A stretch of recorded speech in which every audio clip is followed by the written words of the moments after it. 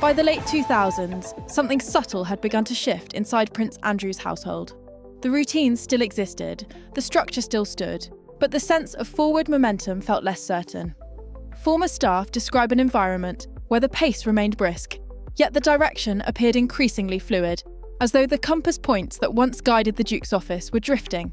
Reports suggest that Andrew began leaning more heavily on private networks and external advisors. Decisions that once followed clear royal protocols sometimes appeared improvised, influenced by relationships outside the traditional institutional framework. Staff accustomed to predictable processes found themselves navigating shifting instructions, revised schedules, and priorities that evolved rapidly. It was not chaotic, but it felt less anchored. Financial pressures formed a quiet backdrop. The upkeep of Royal Lodge, the expectations of maintaining a high-standard royal residence, and the absence of a clearly defined official role all contributed to the atmosphere. These were not crises in themselves, but they signalled a growing imbalance between expectation and capacity. Staff began to sense that the household was operating under strain, subtle but cumulative. Within this environment, boundaries occasionally blurred. The Duke's confidence remained, but the world around him was changing faster than the structures supporting him. Transparency was becoming the new public expectation, scrutiny the new norm. Former aides describe moments where decisions needed firmer context, where the traditional buffers of royal life no longer aligned with contemporary public standards. Loyalty within the team persisted, but it was tested. Staff recall periods marked by sudden travel proposals, rapidly shifting briefing priorities, or requests that required delicate interpretation of royal protocols. These were not moments of misconduct, but they hinted at an internal landscape adjusting to uncertainty. Seen from the outside, these were minor incongruities, but for those working inside Royal Lodge, they formed a quiet pattern. A sense that the well-oiled engine of earlier years was beginning to judder, not dramatically, but perceptibly. A soft unravelling, visible only to those closest to the daily rhythm of the household. In retrospect, these accounts now resemble early markers of the decline that would later become unmistakable. A prince accustomed to clarity faced a world increasingly defined by ambiguity. And for the staff who observed the shift, the changes were neither loud nor sudden. They arrived slowly, almost silently, in the spaces between decisions and expectations. To understand the present, one must first consider the image Prince Andrew once carried, both in the public eye and within the quiet machinery of his household. In the 1980s and 1990s, he was seen as the Queen's spirited, confident son, a naval officer whose operational tours imbued him with a sense of brisk authority and disciplined purpose. Staff who worked alongside him during those years often describe a household operating at tempo, schedules refined to the minute, briefing papers stacked with careful precision, and a sense that movement was constant. Within these routines, the Duke of York expected professionalism. It was not unusual. Many senior royals operated with similar formality. But recollections suggest that Andrew's expectations carried a distinctly military cadence, firm instructions, quick decisions, and a tone that reflected a life accustomed to hierarchy. Staff speak of days that began early, evenings filled with correspondence, and itineraries that demanded absolute readiness. Yet these impressions were not one-dimensional. Those who served longest remember flashes of warmth, moments of unexpected humour, gestures of loyalty, and an ability to put visiting figures at ease. There were family occasions marked by informality, and quieter evenings when the atmosphere softened. These glimpses formed a counterbalance to the briskness of his public role. Externally, Andrew represented the crown with confidence. Royal tours showcased him descending aircraft steps with military poise, shaking hands with dignitaries, and carrying out engagements designed to project a sense of assured continuity. He appeared comfortable in ceremony, supported by a network of aides who ensured every moment ran smoothly. But beneath the polish, former staff describe a reliance on structure that was easy to miss. The more tightly choreographed the world around him became, the more essential the system of household support grew. Every briefing, every schedule, every carefully managed appearance helped maintain an image that rested partly on performance and partly on the institution behind it. These recollections matter because they illuminate the image Andrew carried before his reputation shifted. The early years were not filled with the uncertainty that later defined him. Instead, they reveal a man shaped by order, one whose confidence often depended on the machinery that surrounded him. When viewed from today's perspective, this earlier portrait is striking. It shows how much of Andrew's public identity rested on ceremony, momentum, and the silent expertise of those who kept his life in motion. And it suggests that, even then, the foundations were more fragile than they appeared. The point at which private uncertainty became a public crisis arrived with unusual speed. For years, questions had existed in the background, but when the controversies surrounding Prince Andrew reached global prominence, the shift was immediate. The now famous televised interview, intended to provide clarity, instead reshaped public perception in ways few had anticipated. Former staff described the hours surrounding the broadcast with striking consistency.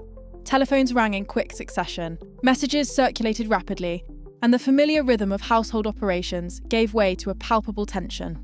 It was as though the protective layers of routine had thinned all at once, leaving the Duke exposed to a level of scrutiny unprecedented in his public life. Inside Royal Lodge and across the wider royal network, the reaction moved swiftly from concern to recalibration. The monarchy, aware of its responsibility to the public and the need to preserve institutional stability, began a series of decisive adjustments. Announcements were issued. Official roles were stepped back from. Long-standing patronages were relinquished. The speed of these actions reflected the seriousness of the moment. For those working within Andrew's circle, the change was stark. Staff who had built careers around supporting royal engagements suddenly found those structures evaporating. Routines that once governed daily life, briefings, travel preparations, ceremonial planning, dissolved almost overnight. What replaced them was a quieter, more uncertain landscape. The interview became a watershed. It was not simply a public relations setback. It marked the end of an era in which Andrew had been a visible representative of the crown. The fallout highlighted the widening gap between traditional royal expectations and the demands of modern accountability. Where once discretion was enough, the public now expected responsibility, clarity, and consequence. This moment also cast earlier household reflections into sharper relief. The subtle shifts staff had noticed, the blurred boundaries, the increasing pressures, the reliance on old structures in a changing world, now appeared as early signs of a trajectory heading towards rupture. The interview did not create these tensions, but it crystallised them. As headlines circulated globally, the implications extended far beyond public commentary. Within the royal institution, a line had been crossed. The Duke's future roles, relationships with key royal officers, and place within the monarchy's long-term vision were fundamentally altered. The shift was executed quietly, but its impact was unmistakable. In the days that followed, the silence around Royal Lodge grew heavier, the stillness of a household adjusting to a new reality. In the years since Prince Andrew stepped back from public duties, his world has contracted significantly. Royal Lodge remains his primary residence, but the rhythm of life inside it has changed. Former staff describe a household that is quieter, leaner, and defined less by royal momentum than by private routine. The once busy corridors now experience long stretches of stillness, broken only by essential domestic activity. The change in his public position has inevitably reshaped the internal workings of his household. Teams that once coordinated official engagements have been reduced or repurposed. The administrative structure that supported his royal role now functions at minimal scale, focused largely on personal matters rather than public obligations. Staff who previously managed complex schedules or diplomatic arrangements now work within a much narrower scope. King Charles III's approach to monarchy has reinforced this shift. His emphasis on clarity, stability, and defined roles leaves little room for ambiguity. The streamlined vision of a modern crown prioritises responsibility and continuity, principles that have limited the space for Andrew to re-emerge in any meaningful public capacity. The repositioning is not punitive, it is strategic, designed to preserve the institution. Within this smaller orbit, Sarah Ferguson remains a constant presence. Their long-standing relationship, shaped by decades of shared history, provides the Duke with familiarity and companionship. Her support, described by those who know the family dynamics, offers grounding during a period of limited visibility. Their connection, though unconventional by traditional royal standards, continues to function as a stabilising force. His daughters, Princess Beatrice and Princess Eugenie, maintain close family ties as well. They attend private gatherings, celebrate personal milestones, and ensure their father remains connected to the wider family network. In public, however, they remain careful, aware of the need to balance familial loyalty with independent responsibility. The cumulative result is a form of isolation, shaped not by physical seclusion, but by reduced purpose. For a man once accustomed to constant movement, staff, and structure, the quiet of Royal Lodge is a profound contrast. Days no longer revolve around public duty, weeks pass with little change. What remains are the routines of private life, steady, predictable, and distant from the ceremonial world he once inhabited. The silence surrounding him is neither dramatic nor sudden. It is the natural consequence of an institution protecting itself and a public expecting accountability. And within that quiet, Andrew now lives a life defined by reflection, limitation, and the long shadows of a very different past. There is a particular stillness that settles over Windsor in the early morning, when mist lingers along the long walk and the castle stands in quiet silhouette. It is in this atmosphere that the story of Prince Andrew's journey takes on its final shape, not as a headline, but as a meditation on consequence, identity, and the modern demands placed upon institutions of power. His trajectory reveals the tension between two eras. Andrew was raised in a world where hierarchy offered certainty, where royal structures protected as much as they guided, and where public scrutiny was filtered through layers of tradition. Yet his most defining moments occurred in a time when transparency had become an expectation and accountability an essential public standard.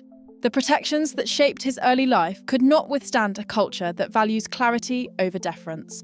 Former staff recollections, the collapse of his public role, and the slow private narrowing of his world all speak to the limits of privilege when confronted with modern responsibility.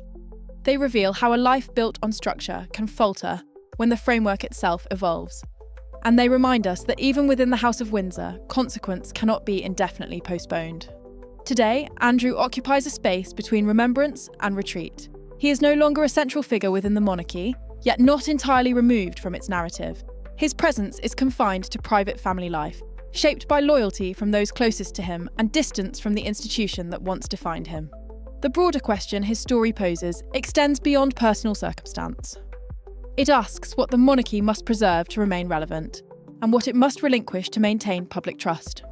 Andrew's experience illustrates the shifting boundaries of royal life, where visibility demands accountability and tradition must coexist with modern expectation. In the end, his journey stands as a quiet reminder. Even in the most established institutions, the world changes, and those within must reckon with the change. There is a stillness to Royal Lodge in the late afternoon, when the light falls low across the gravel, and the windows seem to hold their breath. It is in that quiet that a central contradiction emerges. A prince raised in the certainty of hierarchy now living in a world shaped by scrutiny, transparency, and the unexpected voices of those who once worked behind his doors. For decades, Prince Andrew moved through royal life surrounded by staff whose discretion was assumed rather than requested. Their silence formed part of the architecture of privilege, the unspoken understanding that service to the crown meant service in the shadows. Yet today, modern accountability has softened that old boundary. Former aides and household figures, speaking with care rather than accusation, have begun to describe what it was like to work within his orbit. Their reflections do not seek spectacle. They portray a man shaped by military discipline, royal expectation, and a sense of identity that grew from the institutions built around him. They recall routines that ran with precision, moments of charm, flashes of impatience, and the atmosphere of a household where status was both invisible and absolute. This is the contradiction at the heart of Andrew's story. A life once defined by insulation, now examined in the open, not through scandal, but through character.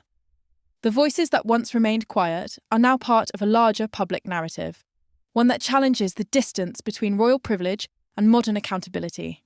And as the walls of Royal Lodge echo with fewer footsteps, their stories reveal not a fall, but the long shadow of a changing world.